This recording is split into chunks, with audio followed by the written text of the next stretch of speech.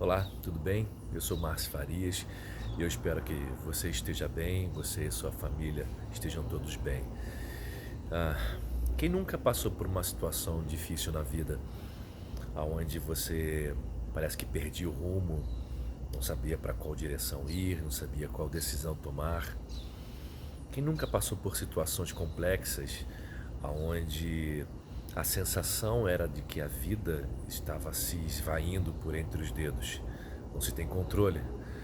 A gente passa situações cotidianas aonde nós muitas das vezes somos empurrados para zonas desconfortáveis, para lugares que a gente não está, nós não estamos habituados, a gente não sabe o que fazer. Tem aqueles ou aquelas que passam por situações tão difíceis na vida que parece que a própria vida está indo embora. Um divórcio, perda de um filho, doenças, a morte, enfim, situações que, como eu disse, parecem que nos arrancam a nossa vontade, a nossa esperança, os nossos anseios de viver muitas das vezes. Pessoas que passam por situações como essas às vezes residem bem do nosso lado. E são situações difíceis que exigem dos próximos empatia, respeito, espera. Eu acho muito interessante porque os discípulos de Jesus passaram uma situação semelhante. Eu não lembro em qual texto exato, mas se eu não me engano, no livro de Marcos, capítulo 8, mostra o momento em que Jesus estava cansado de muito ministrar, pregar, curar, estar com as pessoas, atendendo a necessidade das pessoas. Ele pega um barco com seus discípulos e vai para o outro lado do por outro lado. E no meio do mar da Galileia acontece uma grande tempestade. Jesus dorme porque estava cansado, como todo ser humano que às vezes está cansado não só do muito trabalho, mas cansado das coisas que tem que aturar, cansado das coisas que tem que trabalhar, que tem que esperar, cansado. Quem nunca esteve numa situação dessa? Mas ele estava cansado e ele dormiu. As ondas grandes começavam a entrar dentro do barco, o vento soprava forte, empurrava o barco para qualquer direção. A sensação de perda, a sensação de iminência da perda da vida era grande, a ponto de que os discípulos de Jesus ficaram desesperados. Eu acho interessante porque nesse texto a palavra barco em hebraico é barquinho, um barco pequeno. E eu fico impressionado porque às vezes a gente mesmo, diante de situações tão complexas, né, a gente acha que a nossa vida é tão frágil, é tão pequena, que parece que a gente não tem realmente o mínimo controle ou nós não temos controle algum sobre as coisas que acontecem. Mas o que me chama a atenção é que no texto de Marcos, ou no livro de Lucas, eu não lembro agora, diz que Jesus dormia com a cabeça sobre um travesseiro. E é muito curioso a gente imaginar um travesseiro dentro de um barco pequeno. Eu tenho uma suposição a respeito desse texto, porque o texto diz que os discípulos ficaram tão apavorados que foram acordar o mestre. E quando eles acordaram Jesus, eles diziam: Mestre, mestre, não te importas que a gente pereça? Se referindo à tempestade, se referindo às ondas. Então a Bíblia diz que Jesus ele se levanta, ele repreende o mar, ele repreende o vento e também ele repreende os discípulos perguntando: aonde está a vossa fé? Bem, a gente pensar por que Jesus repreendeu o vento e o mar é uma coisa interessante e também óbvia, né? Mas por que ele repreende os discípulos?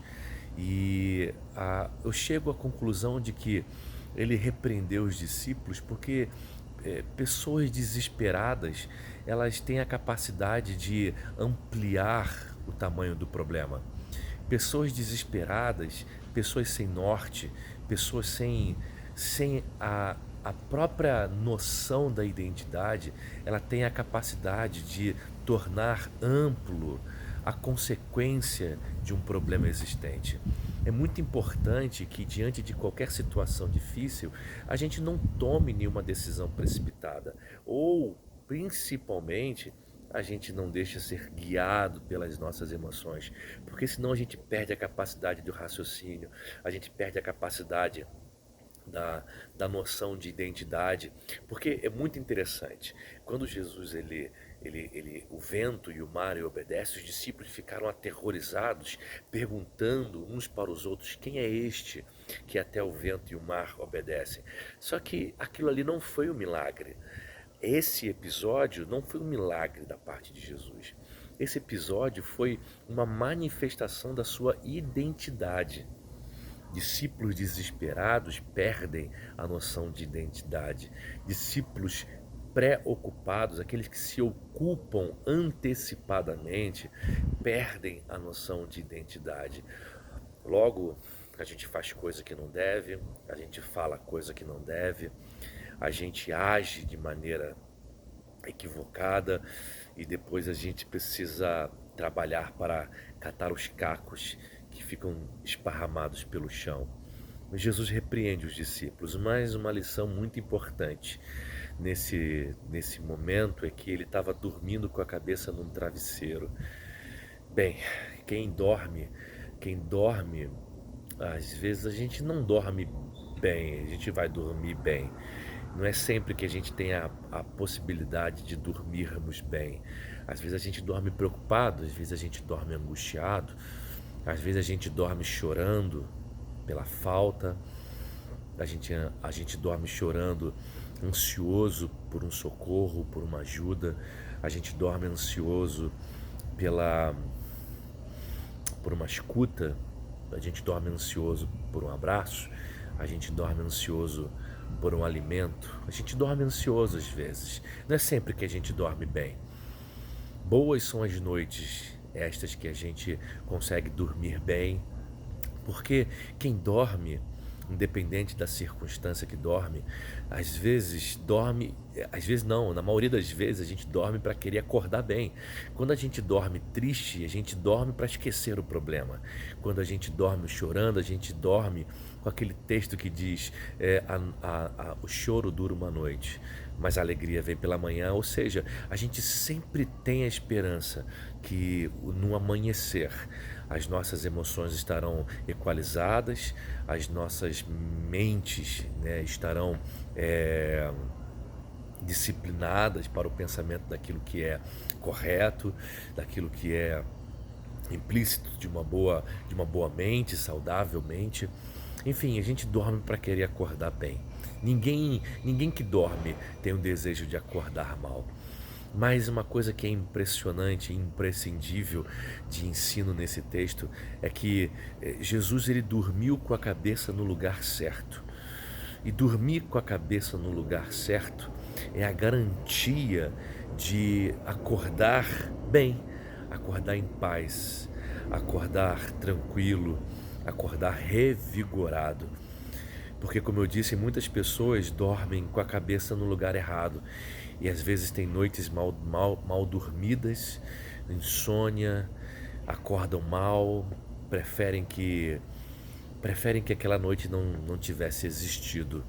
Mas Jesus ele nos ensina que para termos uma vida boa, para termos um amanhecer saudável e bom, é imprescindível dormir com a cabeça do lugar certo.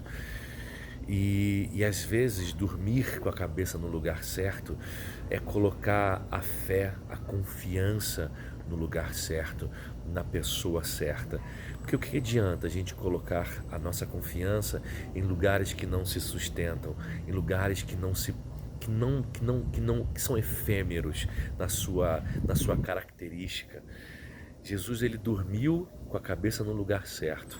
Jesus, ele tinha confiança na pessoa certa. Jesus, ele tinha fé em Deus. E eu penso que nós precisamos aprender isso, porque se a gente quiser acordar certo na vida, se a gente quiser viver certo na vida, é imprescindível, é importantíssimo a gente ter a nossa confiança no lugar certo. Por quê? Porque senão a gente sofre as consequências das nossas decisões equivocadas. Quando que a gente não tem a fé em Deus? Quando que a gente não tem, a gente não trabalha para confiar em Deus? É quando a gente tenta fazer as coisas do nosso jeito, é quando a gente diz não para Deus, é quando a gente tenta fazer as coisas darem certo com a minha maneira de orquestrar a vida e também a vida dos outros. É a minha maneira segura de orquestrar as circunstâncias para obter os meus resultados desejados. Mas isso não é confiança em Deus, isso não é dormir com a cabeça no lugar certo. Isso é fazer com que a minha vontade prevaleça. Deus não é um meio. Deus não é um meio para que a gente encontre segurança. Deus não é um meio para que a gente encontre a paz. Deus não é um meio para que a gente encontre felicidade. Ele é a segurança, Ele é a paz, Ele é a felicidade. Até mais, um grande abraço, tchau.